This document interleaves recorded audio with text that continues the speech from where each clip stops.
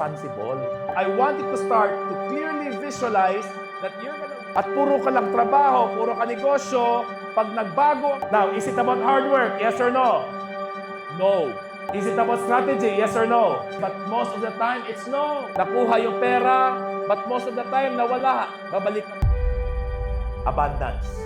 So which is our goal here is not to really earn as much as we can, to enjoy as much as we can, but our goal here is what we call abundance. In the context of this talk, the abundance here is letter A, never-ending supply of money. I'm not saying that you will have all the money in the world, but what I'm saying here is, how does that feel like?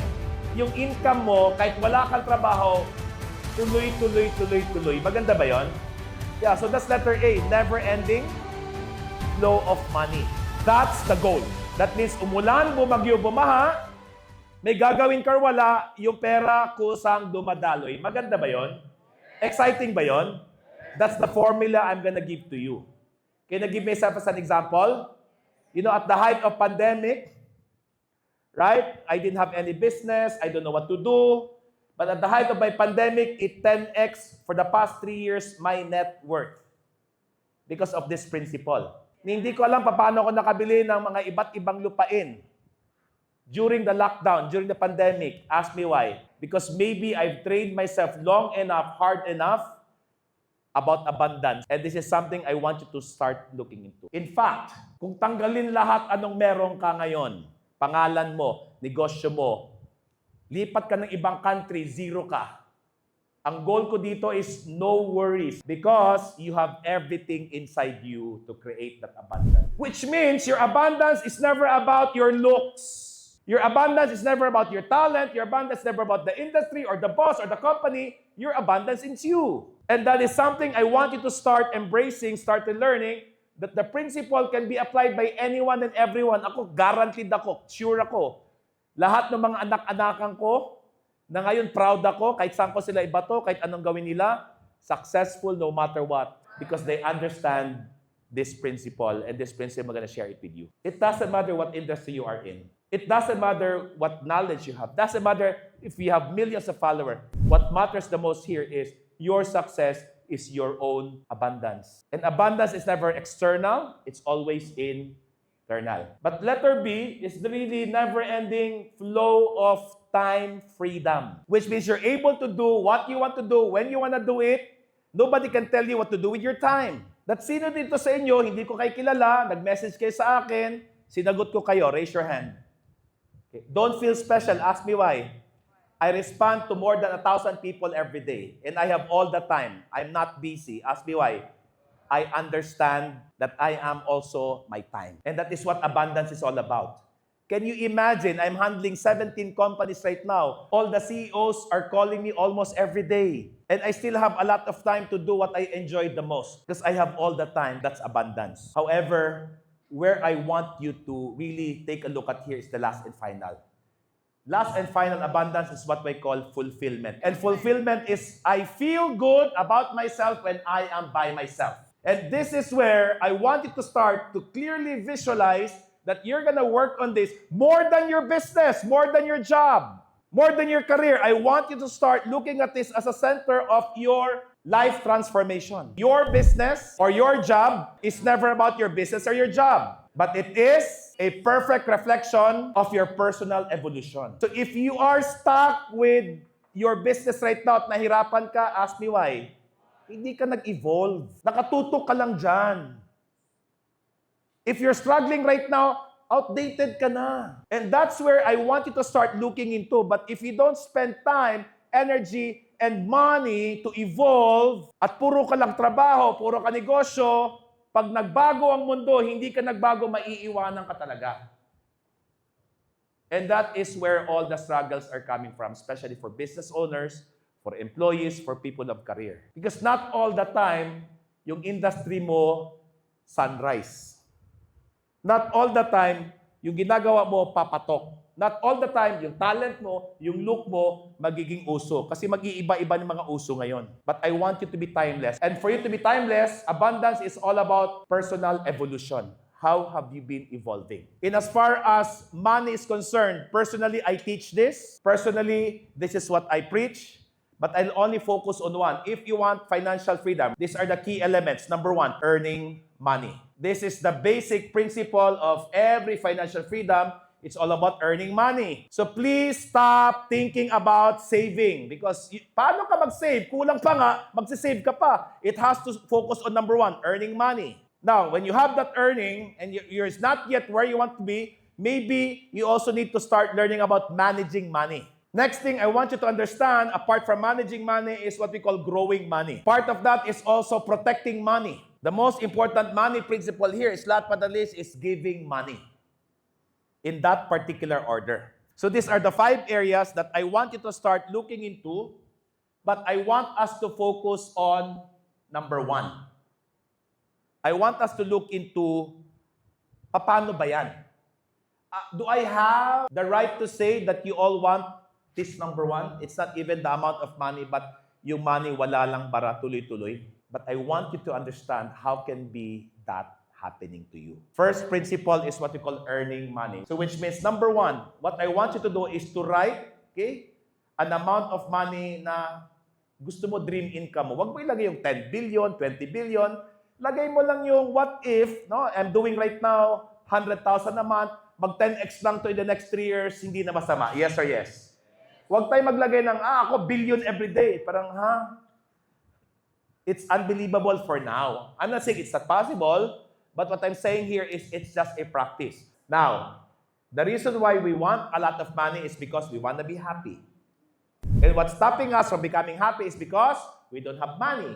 But the principle right now is it has to happen first in the inner world for it to happen in the outer world. That's why it's called income, which is it will come from my internal being. Income. However, we're so focused on the outcome. That's something I want you to start to understand. That I don't remember for the past 20 years looking for business.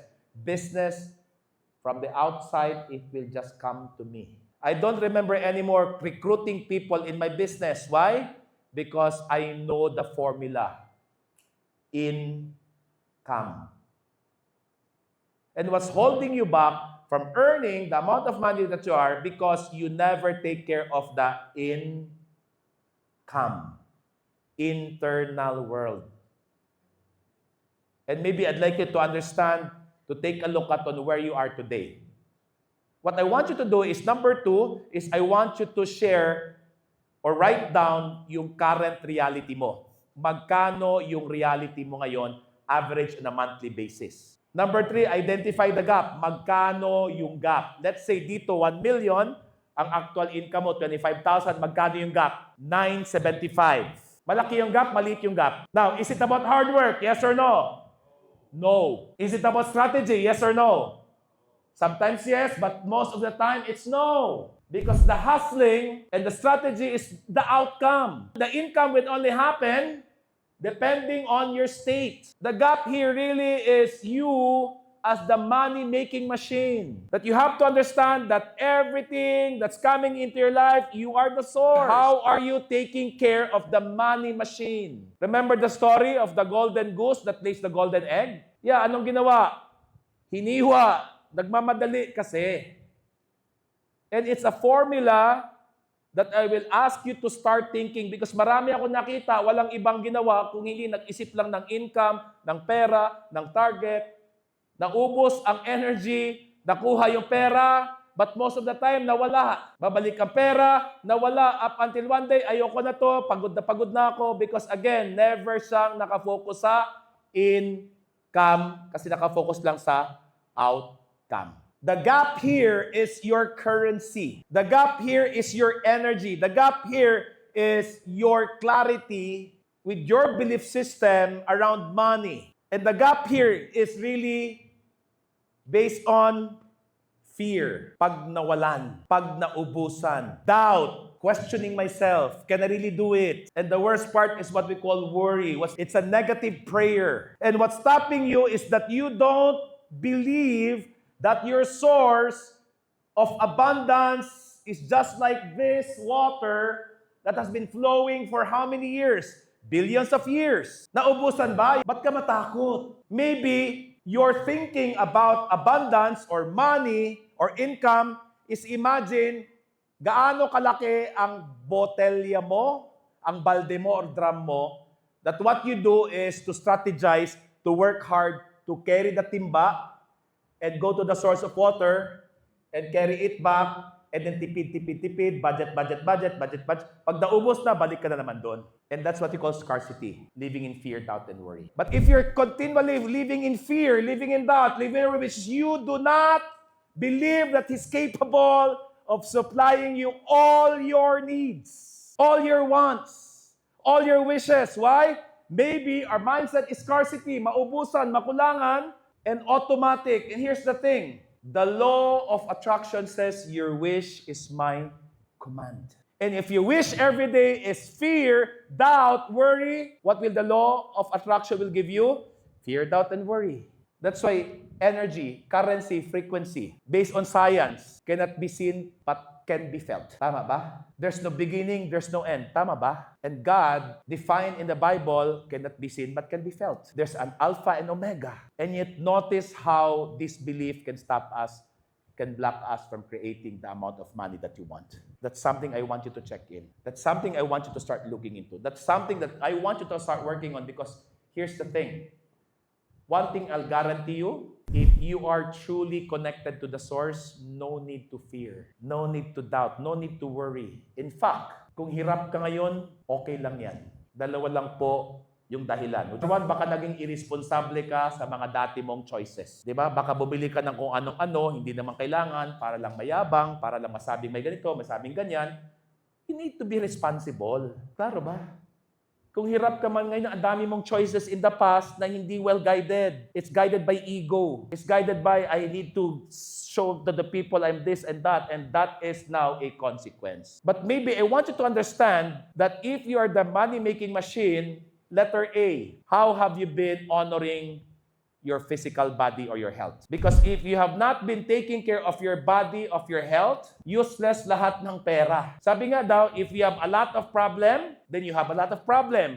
But if you have health problem, you only have one problem. Now, if I may tell you, is health important? Yes or no? But how are you prioritizing it? Beginning with letter A, pagpupuyat nang walang kakwenta-kwenta. At wag mong sabihin sa'yo, napuyat ako dahil sa trabaho, useless yan. How can you attract more money in your life, yung state of being mo puyat pagod? Then we worship what? Hard work, hustling. Stop it. As if you don't believe He's gonna provide for you. You're doubting Him. Mayabang ka eh. You make it about yourself. Is this making sense? So again, number one is your health. Make it a priority. Is health important? Yes or no? Is it urgent? No. Kailan tayo mag-exercise? Nag-exercise na bakit? May stroke na eh. Please write this. If you're willing to do what is difficult at first, but necessary, your life will be fun and easy. You're willing to take care of your health. And you know, I know it's difficult for most people.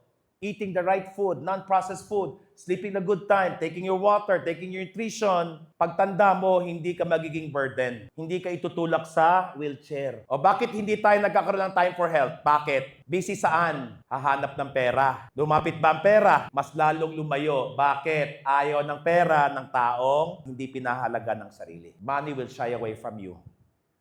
Kung darating man, hahanap ng paraan, lalayas. Bakit? Hindi niya nga maalagaan sarili niya, ako pa. Pakisabi, how I treat myself, how I treat money. Number two, take care of your relationship, especially at home. Is relationship important? Is it urgent? Kailan mag-I love you sa nanay? Kailan naalagaan yung asawa? Kasi inuna ang pera. Ganon din. Kung ang treatment mo sa pera is walang nurturing, walang loving, ganon din. Lalayasan ka ng pera, makuha mo siya dahil pinilit mo, mawawala din. Why? Because again, how you treat your energy, how you treat your frequency, how you treat your relationship is how you treat money. It's a reflection. Number three, for me, ultimate importance, growth. Is learning important? Is attending seminar important? But do we put this as a priority? I guess for most people, no. Hanggang na-phase out ka na. And for me, my ultimate job here is all the three, especially growth. Nung nalaman ko yung ChatGPT na yan, kahit hindi ko siya gusto, sa tanda ko ito, my God, kung may contest ng ChatGPT,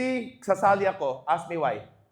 Inaral ko eh. Ginalingan ko. And papasok kayo sa isang negosyo na e-commerce, You have to ask yourself, did I really take time, energy, effort to learn this? Because if not, wag na lang. Because kahit saan kay bato, ganun ka eh. Repeat after me, how you are in one thing is how you are in everything. So pagpalpak ko saan ka galing, pagdating mo dito, ganun ka pa rin. Pag magaling ka dito at nawala ka, pag dito, gagaling ka, mawawala ka rin. Why? Because it's not focused on the real thing. Why? If you're not willing to do what is necessary but difficult at first, your life will be fun and easy. Ang karugtong nun, if you're only willing to do what's fun and easy. What's fun and easy for us, guys? Magpuyat. True or true? Mag-Mobile Legend. True or true? Mag-Dota the whole day. True or true? Kumain ng kung ano-ano. True or true? That's fun and easy. I'll guarantee you, life will be difficult. Would you like to know how come I don't have emergency? I don't have panic mode? In fact, I'm still looking for more things to do in my life. Ask me why. Because I make this as my priority, and therefore everything that lands on me, I handle it, I handle it, I handle it. If you work with me, ikaw may stress sa akin, ikaw mapipressure sa akin. Ask me why. Sabi mo pa lang sa akin, anong gagawin? Done na kaagad. Kahapon, nag-meet lang kami ni Leo. Inoferan ako ng position dito. Sabi ko, okay, ito nang gagawin. Tapos pagkatapos ng usap, sabi ko, ito nang gagawin nyo. Na-stress na sila kasi sa bilis ng speed ko. In fact, ngayon, marami akong gustong gawin.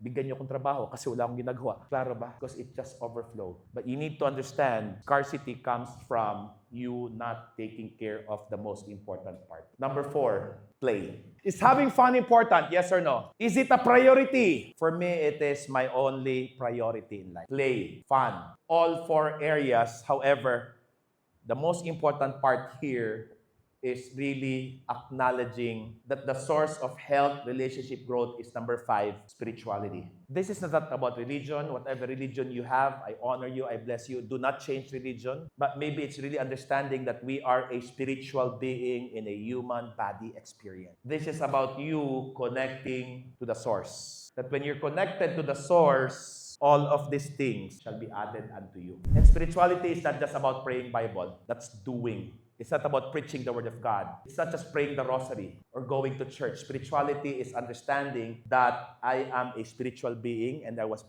created in the image and likeness of my Creator, and therefore my job here is to be like Him. Can I share with you the highest form of spirituality? Yeah, number 1, letter A. Paulit-ulit ko itong sasabihin at wala ko ibang alam na mabilis. Level 10, investing in your meditation practice. That I'm doing my 1-hour meditation. And this is what I call moving your job from fear, doubt, and worry to faith, hope, and love. Because when you meditate, you don't see what's going on outside. But when you meditate, you understand that whatever I want in my life, kung nahirapan man ako, siguro number 1, kailangan ko pa maging responsable sa dati kong choices. Kailangan ko siyang linisin. Hindi mo pwedeng pagtakpan ang mga irresponsible choices mo in the past with prayer, with meditation. Linisin mo muna.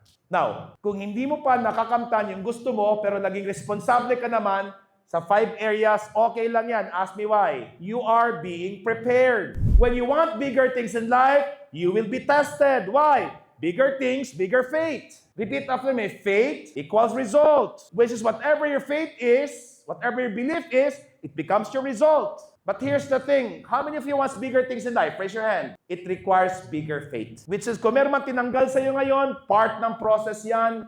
Be grateful. Thank God because you're being led to where you need to be. Especially people. Are there people in your life who have hurt you big time? Raise your hand. O sabihin mo, thank you, Lord. Thank you. These are the gifts. These are the blessing that I can now start to expand who I am as your creator. You're gonna train yourself not to be Christian because there's a lot of Christian because they were baptized being Christian, but their life is not Christ-like. Klaro ba? And I guess Christ was not here to talk about Christianity, but Christ was here to talk about maybe most important things in life, which is number 1. Please write this, acceptance. That there are a lot of things in our life that is so hard to accept because it's not in our favor. Accept it anyway. Repeat after me, hurt people, hurt people. But here's the thing, the moment they give you hurt, what do? You own it. You nurture it. You cry with it. Hanggang naging cancer. Versus you taking a locaton, yeah, there will be a lot of people who will hurt me. I'll accept it no matter what. God's greatest gift. Compassion. But number 3, forgive anyway. You want to receive big time? Sabi, the highest form of receiving is giving.